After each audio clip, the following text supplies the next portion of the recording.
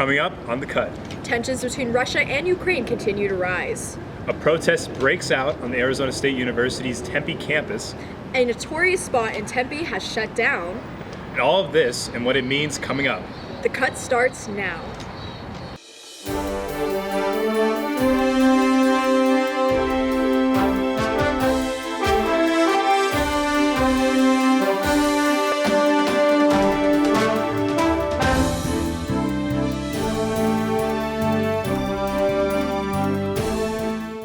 Hello and welcome to the Cut Network. I'm Tyler Abrams. And I'm Andy Ruiz.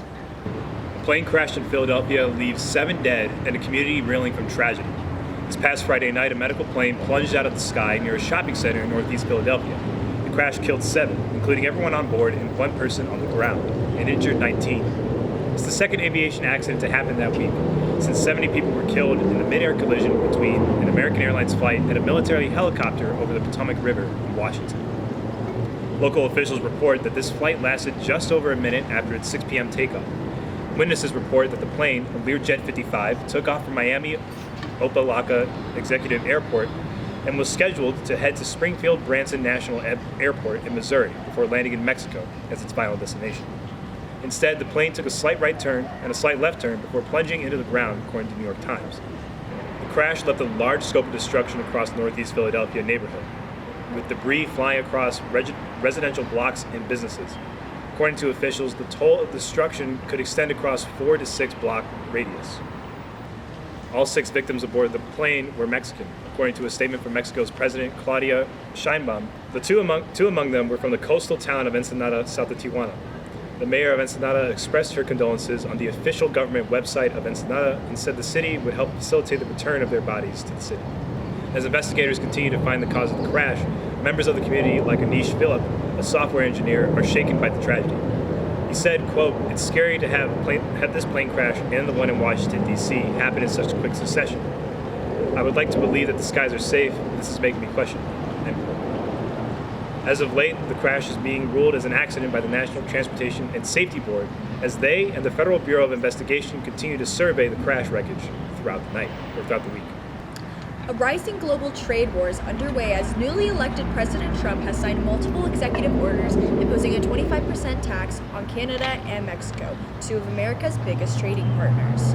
The tariffs are to be set on Tuesday as Trump sent to social media that his purpose is to bring a halt to the illegal flow of drugs and immigrants across U.S. borders, including taking control of the trade deficit that the U.S. has with other foreign countries like China. Canada and Mexico and China have already responded to retaliatory economic plans against these tariffs, as China's Commerce Ministry is calling this a, quote, a serious violation of World Trade Organization rules and would attempt to launch legal challenges at the American government. Mexican President Claudia Sheinbaum has been working with the Secretary of Economy to work out a plan that will entail tariff and non-tariff measures, but also calls out the U.S. gun sellers for arming Mexican drug cartels after Trump's accusations about the flow of drugs into the U.S. from Mexico. For Canada, Prime Minister Justin Trudeau has come out to say that this will not harm Canadians, but it will have a real consequence for you, the American people. He advocated that, quote, the better path is to partner with Canada, not to punish us, and hopes to implement 25% counter tariffs. Americans should start to see price increase on products like fruits, vegetables, flat screen TVs, and other specialized goods from these countries as these tariffs begin to take place in the upcoming weeks. Students come together to protest. An ASU club calls to report fellow classmates to immigration services. More with the story Cut reporter Abby Jurek. Abby? Last Friday morning, hundreds protested a College Republicans United, or CRU, event at Arizona State University in support of immigrant, DACA, and Dreamer students. Approximately 700 protesters gathered on the same school lawn that CRU was using to host a tabling event. The purpose of the event was to call students to report their classmates to U.S. Immigration and Customs Enforcement, or ICE. There were 4 CRU members tabling the event, including the president of the club, Isaiah Alvarado. When the club first announced their event, ASU organizations and Arizona elected officials responded with outbursts. Alvarado said the purpose of the event was to, quote, specifically inform students where they need to go for legal action of tipping ICE through witness reports or testimony or anonymous steps. Alvarado failed to comment on the fact that other members of CRU had been reportedly affiliated with neo-Nazi groups.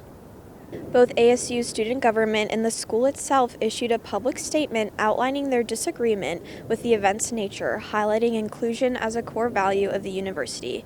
For the Cut Network, I'm Abby Jurek. Thank you, Abby. As protests continue around the valley, we will keep you updated on the latest development. This past Saturday in Poltava, Ukraine, a deadly Russian airstrike targeted a residential building, killing 14. Ukrainian President Vladimir Zelensky called the attack another terrorist crime, saying that Russian forces targeted the building early Saturday morning. The attack comes as Ukrainian forces on the Eastern Front are being pushed back by Russian military. This increase in the frontline fighting underscores efforts to achieve a ceasefire deal, one that President Trump's administration promised to achieve once in office. In the midst of it all, the Ukrainian civilians continue to cope and adapt to the war that has been raging for nearly 3 years now. According to CNN, Ukraine's emergency services, psychologists, and National Police Department continue to serve nearly 200 people. More airstrikes continued throughout Saturday, however, with the Ukrainian military claiming Russian aerial bombs struck a school in the town of Tsutsa, calling it a, quote, war crime. The Russian military instead blamed the Ukrainian military for the attack, releasing a statement saying that the launch of enemy missiles from the Ukrainian Sumy region was detected by Russian air defense systems. And they accused the Ukrainian government of distracting global opinion from alleged Ukrainian atrocities. No major news outlet has verified either claims as of late. Over the weekend, the city of Scottsdale was brought back to its roots, celebrating its history. Cut reporter Izzy Ludlow has more. Izzy? On February 1st, Scottsdale brought the Wild West to life.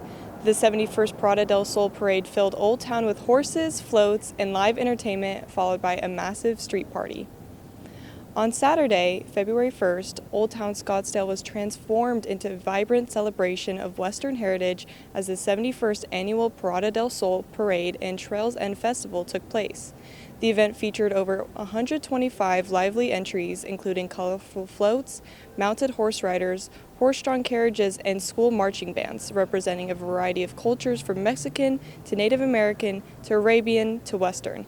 Following the parade, the historic Old Town District hosted the Trails End Festival, a massive Western-style block party with a kids zone, food trucks, merchandise vendors, and multiple stages with live entertainment. This year's theme, 25 Reasons to Love Prada del Sol in 2025, was woven into the day's festivities, celebrating Scottsdale's rich Western history and community spirit. And that wraps up another year of Scottsdale's Prada del Sol. Until next year, Scottsdale, keep that Western spirit alive. For the Cut Network, I'm Izzy Ludlow reporting. Thank you, Izzy. What a wonderful way to celebrate one's culture. After 3 weeks of uncontrolled flames, CAL FIRE has announced that Eaton and Palisades Fire in Southern California have been 100% contained. As the threat of the fire spread has been eliminated, more than 6,800 structures and 23,448 acres in the Pacific Palisades neighborhood of Los Angeles and Malibu have been destroyed. At least 29 people have died, 14 missing, and thousands of residents looking for new homes. Evacuation orders have been lifted, and the long road of rebuilding begins, with the cost of being billions of dollars to be put towards the next few years. Environmental Protection Agency crews began handling hazardous debris from the areas, yet there is concern for lingering long-term health effects from the days of bad air quality and the region's environment being fully damaged. These are only a few steps towards recovery and finding solutions to better prepare communities to be ready for future disasters. Historic Tempe Bar shuts down after 15 years of service. Cut reporter Leilani Fairtag has what to come of this nostalgic location. In the heart of Arizona State University lies a bar and grill called Devil's Advocate. This place was held dear to many of its students and has been an ASU staple for the past 15 years. From Sun Devil games to celebrating the end of a rough week, Devil's Advocate was the place to go in Tempe. Unfortunately, its time has come to an end. In August of 2023, rumors were spread that the sports grill would be closing after Aspirin Development bought the land Devil's Advocate was located on. Back in December, the bar and grill announced that it will be closing its doors for good. But there could be a silver lining to its shutting down. Now, it has been made clear that Aspirin will be making 2 apartment towers with a total of 539 units. This addition will bring more housing and expansion to the city. However, there is discussion that Devils may be relocated. Aspirin Development offered to reopen the sports bar in their new project, but nothing is confirmed. For the Cut Network, I'm Leilani Firetag. Now let's take a look at the weekly sports update with Shy Bradley. Shy? Welcome back to Sports on the Cut. I'm Shy Bradley, and this week has been nothing short of historic in the world of sports. The NFL is gearing up for an epic Super Bowl rematch between the Kansas City Chiefs and the Philadelphia Eagles, with Patrick Mahomes chasing a third straight title. Meanwhile, Kendrick Lamar and SZA are set to deliver a show-stopping halftime performance, and fans around the world are locked in for what could be a game for the ages. Let's dive into all the biggest sports headlines of the week. In a stunning mid-season trade, the Los Angeles Lakers pulled off a blockbuster deal to acquire Luka Doncic from the Dallas Mavericks, sending Anthony Davis, Max Christie, and a future first-round pick in return. The move instantly creates one of the most dynamic duos in the league, pairing Doncic with LeBron James as the Lakers push for another championship run. Meanwhile, Davis heads to Dallas to join Kyrie Irving and Klay Thompson, forming a new powerhouse in the Western Conference. The trade has sent shockwaves through the NBA, with players and analysts questioning the sudden shakeup and what it means for the future of team loyalty. As fans debate who won the deal, all eyes will be on how Doncic adapts to the bright lights of Los Angeles and whether Davis can lead the Mavericks to title contention. Super Bowl 59 will take place on Sunday, February 9, 2025 at the Caesars Superdome in New Orleans, Louisiana, with kickoff set for 5:30 p.m. CST. This year's game features a highly anticipated rematch between the Kansas City Chiefs and the Philadelphia Eagles, as Patrick Mahomes aims for a historic third consecutive Super Bowl win, while Jalen Hurts looks to lead the Eagles to redemption. The halftime show will feature Kendrick Lamar with special guest SZA, promising an electric performance. Fans in the U.S. can watch on Fox or stream on Tubi, while UK viewers can tune in for free on both ITV1 or online via ITVX. With both teams hungry for victory, this Super Bowl is shaping up to be one for the history books. That's it for Sports on the Cut. I'll see you back here next week. Back to you. Groundhog Day has come and gone, and Punxsutawney Phil's predictions are in. But what's the history behind this furry critter's association with predicting the seasons? Every February 2nd, Punxsutawney Phil emerges from his hibernation to answer one simple question. Will there be 6 more weeks of winter or an early spring? If he sees his shadow, it's time for more winter. If not, then springtime has arrived. And as it turns out, the practice of using groundhog weather forecasts isn't unique to the town of Punxsutawney, Pennsylvania, with at least 28 U.S. states and Canadian provinces having their own brand of the celebrations. Animals emerging from hibernation to predict the weather has its roots in a German tradition involving badgers or bears. German immigrants in Pennsylvania substituted the groundhog, which is native to the eastern United States. This is all based on historians' reference to an 1841 diary of German-descended families in Morgantown, Pennsylvania, that included groundhog weather forecasts, according to AP News. The Pennsylvania Germans then settled in an area of what would be known as the town of Punxsutawney during the late 1880s. In 1899, the first Punxsutawney Groundhog Club was founded, in which Phil and his successors have been cared for ever since. Since then, the groundhog prediction have proven to be inaccurate more times than not, but that hasn't stopped any fascination with the tradition within popular culture. One might have to thank Bill Murray's 1993 classic Groundhog Day for giving Punxsutawney a pop culture resurgence. And as of 2025, Punxsutawney Phil saw his shadow, and we can expect 6 more weeks of winter coming our way. You know, Tyler, I don't really like this squirrel. Well, Andy, his name is Phil, and he's a groundhog. Well, I didn't know groundhogs could tell the weather. Well, this one can, and apparently he's a national treasure. If you say so. Thank you so much for watching The Cut. Be sure to follow us on Instagram at The Cut Network and on X at The Cut ASU for more content. Have a nice night.